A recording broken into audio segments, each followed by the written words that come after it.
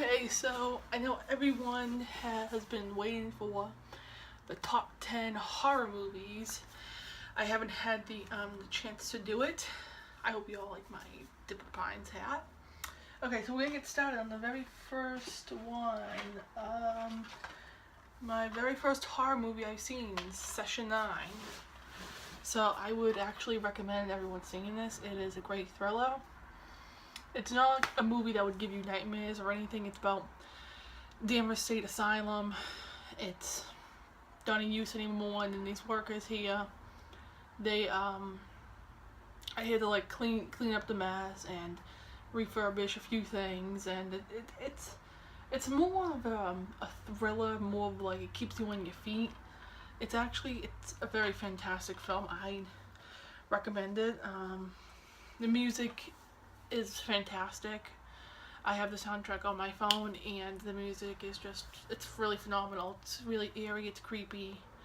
It's a good movie to watch. Another one would be American Psycho. Now, American Psycho, that's another good horror movie. It's really, really good. I got the uncut version. I saw this movie on Netflix, and I was really curious about it. I always thought that it was a horror movie, like really things jumping out and being creepy, just like Silence of the Lambs. I always thought that was like this horror movie that was just like, oh my god, but it's not.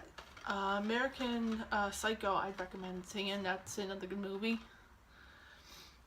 Great acting, suspense.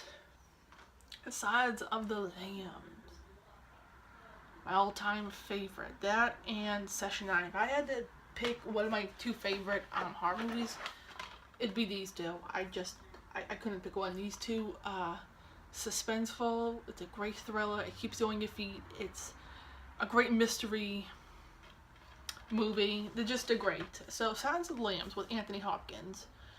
It was nominated. Well, it actually got an Oscar for the Best Picture for 1991, I believe. This movie. So Anthony Hopkins and Jodie Foster, their acting is just phenomenal. This is a really, really good movie. There were other movies that go with the Silence of the Lamb, like Hannibal, which I saw, which was an okay movie. It wasn't really that great. I Own It. It was okay. Red Dragon is another one. I think it's Red Dragon. I saw that movie with Anthony Hopkins. It really just wasn't that great. There wasn't really many scenes with him. He had very little scenes as Dr. Lecter. And there was like, I think, another one that went with it. Like, there's just like a trilogy that kind of goes with it, and like Hannibal Rising. And it's like, like they're not that great. I mean, yeah, Hannibal was great with Anthony Hopkins, and so was Red Dragon, but him in Signs of the Lambs, it made it. It was just a really, really good movie. I'd recommend seeing it. I have the book too. I've read a little bit of the book, and so far it's really good. But I'd recommend seeing it. It's a really, really, really interesting movie, and I'd also get the book too. And it says on the bottom here the Hannibal Lecter series. I'm not really interested in the Hannibal Lecter series. They're not as good as this one. Silence of the Lambs is a classic. Just like Session 9. What? Can you hold on?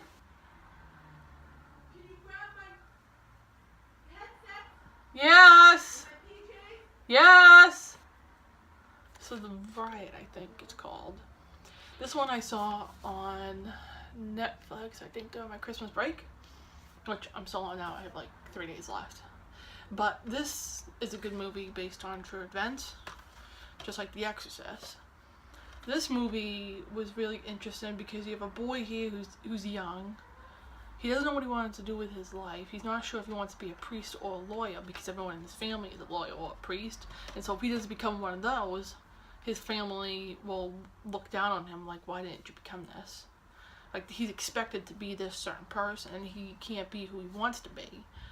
And he doesn't know if he has any faith. He doesn't know if he believes in God or not. Like, he questions. He's not sure.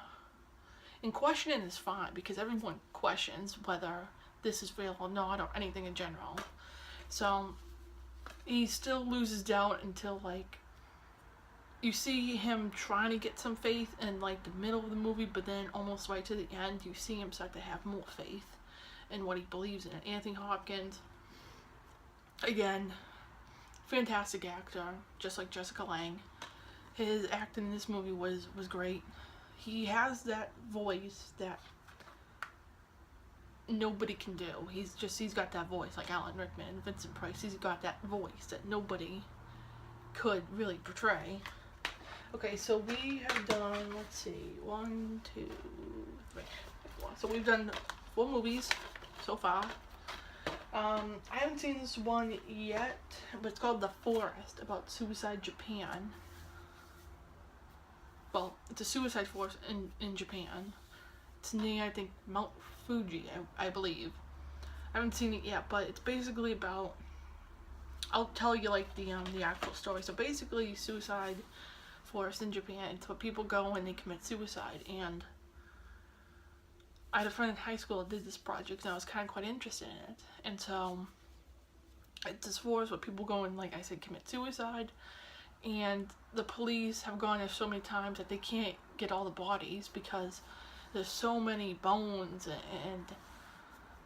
and clothing and just everything scattered there, and it's quite creepy. And they do have signs there that say warning or enter at your own risk.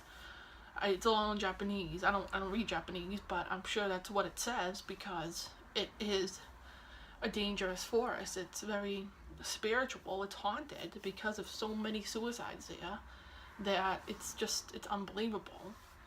So in this film, that's what it's about, and this girl tries to find her sister who was actually stuck in the forest. This one I have not seen yet. I can't really say much on it, but I've heard it's a good movie called Misery with Kathy Bates. I heard that was a good movie. I haven't seen it yet, but it's Stephen King and it's probably creepy as usual. The Shining. Good movie. Great movie. Jack Nicholson, great acting in it. He was also great in The Postman Always Rings Twice with Jessica Lange. That was a good one. This one I saw with Ryan Murphy. He did this film called The Town That Dreaded Sundown, and it's basically about a real serial killer, just like the Zodiac Killer. These guys, they're mysterious, nobody has figured them out. They've committed these crimes when people have tried to crack the codes, and it's really hard to figure out, and the cases are still open. But this one is a remake, which is a good one. This is the original. I would recommend getting both of these because well, they're both good movies. I haven't seen this one just yet, but this one's like a black and white, I think, film.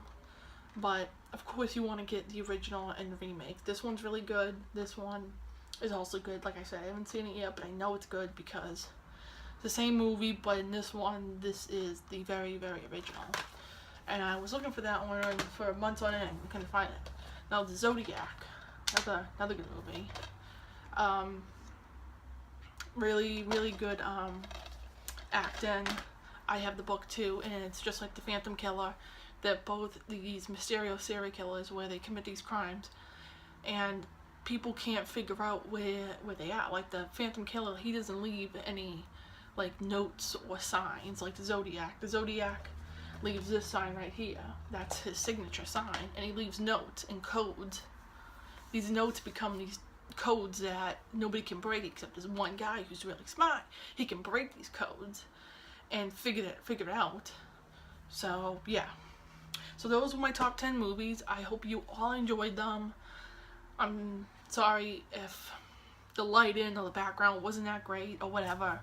But I do hope you did like some of these. I will be posting more top 10 movies, different things. But these weren't like really more horror movies. These are more like suspenseful thriller movies that were pretty, like, they keep you on your toes. So I hope you all enjoy these movies, and I do recommend them. In the books, books and movies are always different. Like Harry Potter, there's always more detail in the Harry Potter books than the movie, but there are some similarities with the book and the movie. But the book always has more details than the movie, and I think everyone knows that. They both are really good though. But sometimes for me, I don't really read the book. I'll just go into like the movie itself because I'm like, I want to just really see the movie. But I did read a couple of Harry Potter books, and it was just like, it was awesome. I read like The Philosopher's Stone and The Prisoner of Azkaban, only 2 books. But I like reading because like, oh, I can get your own movie in your own head. But it's also good to also like see the movie too because it's really cool. But it's also cool to have your own movie in your head just to picture it when you read. So, yeah. So I hope you all enjoy this video. This is going to be posted on my YouTube page. My profile picture is Simon's cat. I hope you all can subscribe. My goal is for 2017 to get at least 1 million subscribers. I know that's not really possible, but for me, if I can do it, I can do it. So I really do hope you all can just go to that channel and click subscribe, recommend it to other people and to them and to everybody else around the world. Thank you.